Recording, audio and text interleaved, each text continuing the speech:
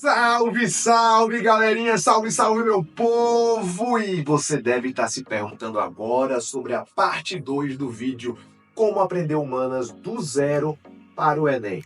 No vídeo anterior, nós falamos sobre história geral e no vídeo de hoje vamos falar sobre história do Brasil, história brazuca para todos vocês. E se você ainda não faz parte desse canal, se inscreve para ficar atento em todas as novidades, receber diretamente o fino do fino da prova para vocês. E se você puder e quiser colaborar com o nosso canal, basta acessar esse QR Code que vai nos ajudar bastante a remunerar a nossa equipe, aprimorar os nossos materiais e, acima de tudo, produzir o melhor conteúdo de História e Ciências Humanas para você que está se preparando para a prova do vestibular. Mas sem mais enrolações, quando se trata de História do Brasil na prova de Humanas no Enem, uma das competências mais abordadas é, sobretudo, a competência 3, que falamos bastante na aula passada, a atuação das instituições e os seus conflitos, e a competência 1, que a gente falou pouco no vídeo passado e vamos falar bastante no vídeo de hoje.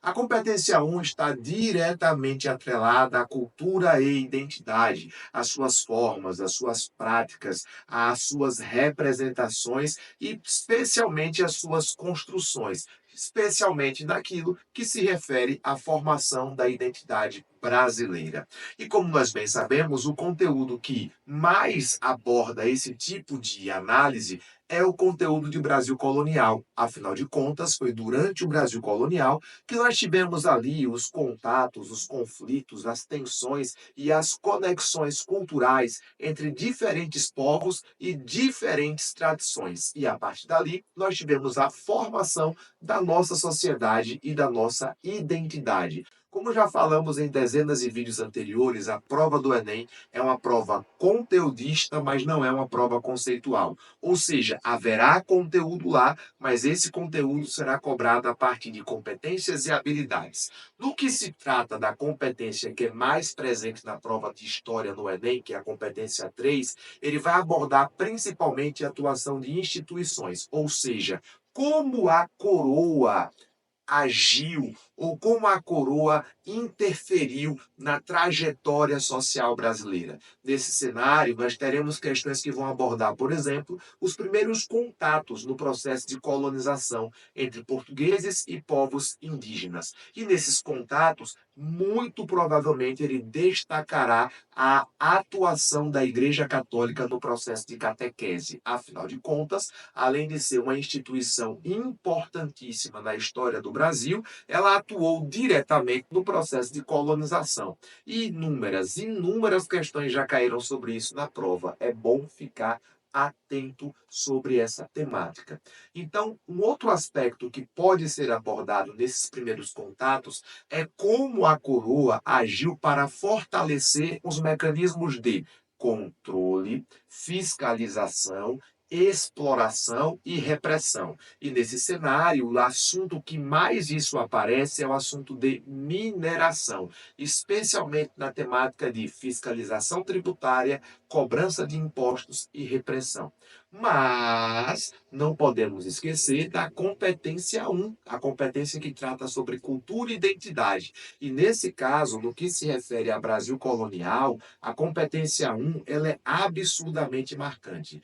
Práticas alimentares, crenças religiosas, costumes do cotidiano são amplamente cobrados, especialmente dando ênfase aos grupos minoritários da história brasileira. Estou me referindo aqui a povos africanos e os seus afrodescendentes, estamos nos referindo às mulheres, estamos nos referindo aos povos indígenas, aos povos originários. Então, nesse caso, será muito frequente, por exemplo, ele trazer práticas culturais como mecanismos de resistência para aquela que foi a maior violência cometida na história do nosso país, a escravidão. Então, por exemplo, a resistência cultural, a resistência ativa a partir da formação de quilombos, a atuação de lideranças e também de personagens negros e femininos na construção da nossa identidade e também na formação do nosso povo. São temáticas muito fortes. Mas, Paulo, como é que eu vou estudar isso? Bom, primeiro, antes de mais nada, é importante você saber fazer recortes. Você não precisa saber tudo de Brasil colonial, mas existem temas que são fundamentais. Por exemplo, o que é que você precisa saber sobre o processo político-administrativo, capitanias hereditárias e governos gerais? O que você precisa saber é como os mecanismos de administração implementados por Portugal no Brasil foram responsáveis por criar um cenário de descentralização que muitas vezes dificultou o próprio processo de conquista. Afinal de contas, a distância em relação à metrópole e as dificuldades de comunicação entre as capitanias dificultaram e muito o processo de colonização no seu início. Ah, então eu posso afirmar que as capitanias deram errado? Calma, vamos devagar com o andor. As capitanias tiveram sucesso no que se refere a dar início ao povoamento, mas economicamente apresentaram um significativo fracasso, afinal de contas, apenas duas capitanias prosperaram. A respeito dos governos gerais, o objetivo deles era auxiliar a administração das capitanias, tentar corrigir o problema que eles próprios criaram. E que problema é esse? O problema da descentralização, coisa que não foi alcançada naquele momento e principalmente na história do Brasil. As nossas dificuldades administrativas estão muito concentradas a uma prática que já foi abordada em prova, o chamado patrimonialismo, abordado pela obra do Sérgio Buarque de Holanda, chamada Raízes do Brasil. Nessa obra, Sérgio Buarque de Holanda discute a perspectiva de que, muitas vezes, as autoridades públicas aqui no Brasil se relacionavam com o patrimônio público como se fosse o patrimônio privado. Ou seja, capitães donatários acabavam assumindo seus cargos administrativos não para fins públicos e não para atender os interesses da coroa, mas sim para atender os seus próprios interesses. Ou seja, essa prática que muitas vezes acompanhamos até os dias de hoje, do qual autoridades se valem de poderes públicos para benefícios privados, teria começado na colonização, especialmente a partir das capitanias hereditárias. Economia e sociedade açucareira. O que é que você tem que saber, principalmente? Para de ficar desesperado em decorar o plantation como mel. Ah, o mel, monocultura, exportação, escravidão, latifúndio. A prova não vai te perguntar sobre isso. O que a prova vai te perguntar é como os mecanismos das estruturas coloniais provocaram uma colonialidade. Como assim, professor?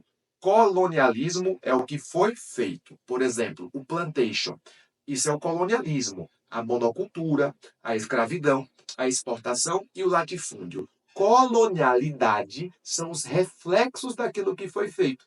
E é isso que a prova vai abordar para você. É isso que a prova vai trazer para você resolver. Por exemplo, é preciso que você consiga relacionar a ideia de que o sistema de monocultura está diretamente atrelado às manifestações de fome. A fome não é exceção no Brasil, é regra. Por quê? Porque a maioria das terras agricultáveis eram dedicadas ao cultivo de cana, sobrando muito pouca terra agricultável para o cultivo de alimentos. Cultivo esse que era feito dentro da fazenda para abastecer necessidades internas e mesmo assim era feito quando dava para fazer.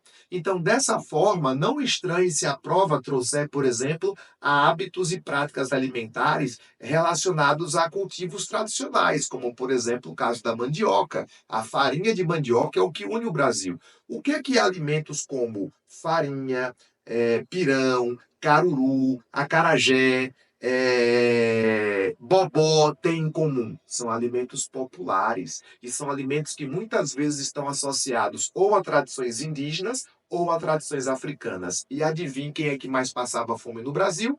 Esses povos.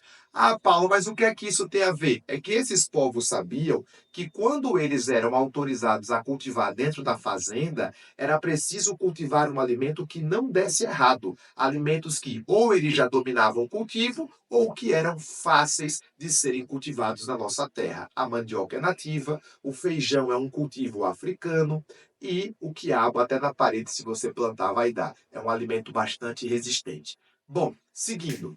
Quando a gente fala de monocultura, fome, escravidão, as discriminações raciais, as estruturas e hierarquias provocadas por essa cisão, o sociólogo Gessé Souza, por exemplo, fala que a escravidão foi responsável por produzir no Brasil uma sociedade dividida entre gente e subgente. E isso acaba trazendo práticas de violência que se manifestam até hoje. E ele não é o único a falar sobre isso, não. Roberto da Mata também fala sobre isso. Ele chama isso de aura aristocrática, que está presente no Brasil até os dias de hoje. De acordo com Roberto da Mata, a prática por muito tempo da escravidão somada a uma aristocracia da terra fez com que os indivíduos no Brasil não estivessem preocupados com direitos, mas sim com privilégios. E que muitas vezes, pelo simples fato de deter algum tipo de poder econômico, se acham detentores de direitos superiores aos demais. Conceito esse que ele chamou de super cidadão.